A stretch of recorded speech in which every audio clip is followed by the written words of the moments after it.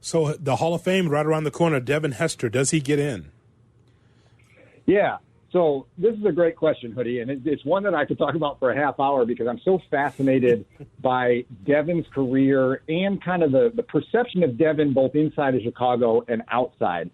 I think the short answer to your question is he eventually has a bust in Canton, Ohio. Does he get in tonight? I'm a little more iffy on that. I think one thing that people don't always realize is that the Pro Football Hall of Fame voting process caps the list at 5, right? You can only get 5 modern era finalists in per year. Mm-hmm. And so a lot of times guys have to wait. You know, I remember being in Minnesota and Chris Carter, I had the presentation for him 10 years ago and he didn't get in. He didn't get in again. And he didn't get again. I think it was like his 6th try before he finally got into the Hall of Fame. I think Richard Dent went in on his 8th try. So I think Hester's going to wind up in that category where he gets in, and most of the voters agree that he's a Hall of Famer. It just might not be in year one. And I you know, when you talk about blue chip players, I mean, you guys probably could sit here and picture in your mind some of the signature moments from Devin's career and immediately break out into full body goosebumps. I'm actually getting them right now, thinking into some of these plays. I'd be curious to hear how you guys feel about his candidacy and how we can kind of discuss that a little bit. Well, so we always debate with Carmen and Yurko, and I know Yurko's stubborn on this. Yeah, I think he denigrates special teams play, and you know, because he says it loud and with conviction, he thinks it means it makes it right. And I could tell you that if John Yurkovich ever runs an NFL team and he has a kicker that is amazing or a returner that people have to game plan against, he's not letting that guy walk out the door, much as he wants to sit there and with conviction say, hey, kid, I'll just go get another kicker. I'm not going to pay any of these guys. They're not real football players. Yes, they are. It's part of the game. He's the greatest to ever do what he did. He wore that uniform. He belongs in Canton tonight. Yeah, I believe he's a Hall of Famer because once again, Dan, it's 3 phases, right? We're just going to turn a blind eye to the 3rd phase of special teams. Of course, he's one of the best that we ever see do it. Of course, he deserves to be in the Hall of Fame. But here's where Kap and I part. Yes, we both believe that Devin Hester is a Hall of Famer, but Kap thinks that Lance Briggs is a Hall of Famer, and I say no to that. No, I did not say he is. I said he's absolutely in the conversation. You believe he should be in the Hall of Fame? Yes, I'm okay. You said that. I said you asked who's next. I said Lance Briggs is in the discussion. That's how I put it. I said that Olin Kreutz is a Hall of Famer. You said Peanut is, and that's debatable as well from my standpoint. And then you said Lance Briggs. I said he's in the discussion. Is how I put it. And I said, he said no chance. I said he's Doug Buffon. Right. And you know what I mean by that, Dan? You're just on a successful defense. Everybody can't get in.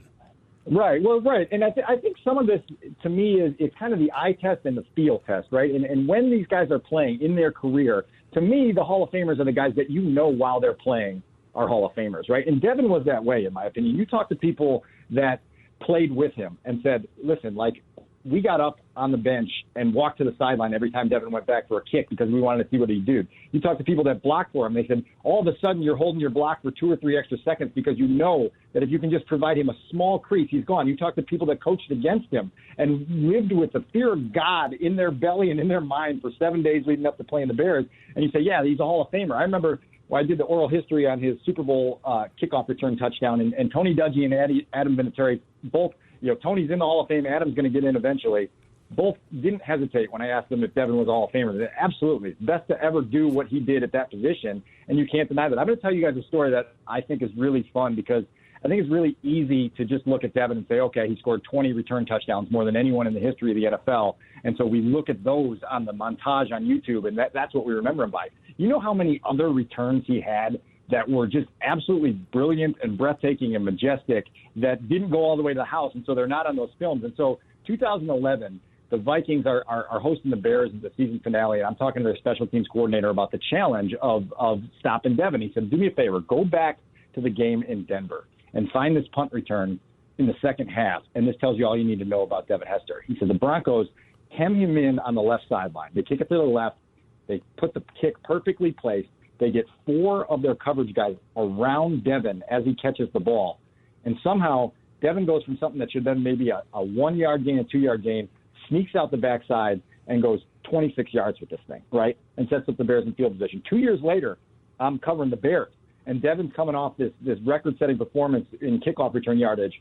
in week 2, and Dante Rosario, who had come to the Bears from Denver, said, listen, I remember this punt return in 2011 in Denver where I'm going to cover Devin, and we've got him hemmed in along the left sideline, and he gets out the back door and goes for 26. He says, I still have nightmares about that, but now that I'm here blocking for him, all of a sudden my adrenaline rush goes shooting up in my body. And so this is what people that coached against Devin played with him, the feeling that they had, right? And that's significant to me too, because I think the casual observer just thinks about, okay, we saw the highlights on Sunday night when he took one to the house. These guys that lived it, fans in Chicago who know what that rush was inside Soldier Field when those first beats of Soldier Boy came on, right? Over the PA system. Right. Like you feel that in your soul, and you say, legend, right? Dude's a legend, deserves a bust in Canton, and hopefully he gets there. If not tonight, then 1 year up the road very soon. So Briggs in the Hall of Fame, yes or no?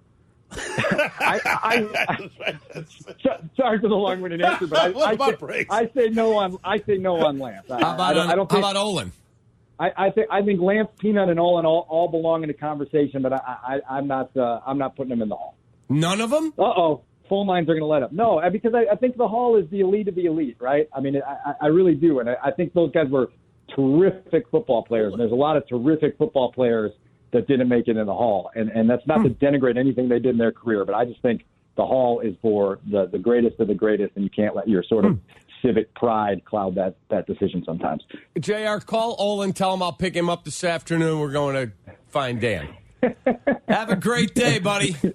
Always good talking to you guys. You too. There he is, Dan Wiederer.